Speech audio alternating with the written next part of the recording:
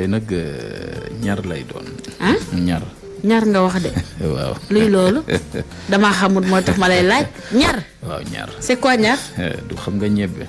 bu baax. ñebbe gu ñu xolliwul. bu ñu xolliwul. maanaam ñebbe goo xamante ne doom yaa ngi ci biir. waaw.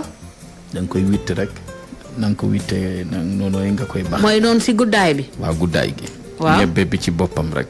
xam nga ay ñebbe lay doon ci biir ñebbe. waaw dégg pour mu leer. waxaat ko ñebbe ay ñebbe ci biir ñebbe. ah très bien kon nag ñebbe ci biir ñebbe waaw. yu ñu xolliwul nag moom ngay jël lu bari.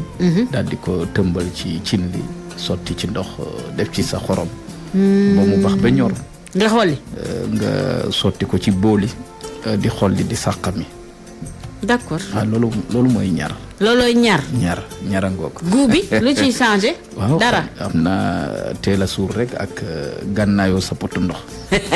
maanaam booy lekk di mar. waaw boo paree foog nga jàllale. waaw xam nga ñebbe moom ak yamoo àndal.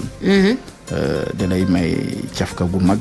et puis may la appétit et puis tabarfakal la. vitamine la doo gaaw a suur doo gaaw a xiif. très bien ndax da ngay suur ba tabarfakal. macha allah. ñar daal mun ngañ ko wëri tey mun ko ndekkee tey. ñu ñar ko ci fajar gi.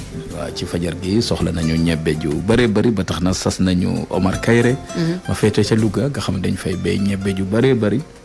sas nañ ko daal saaku ñar. wallaahi yow ñu ngi koy saluer en passant moom Omar Kayre ca Louga.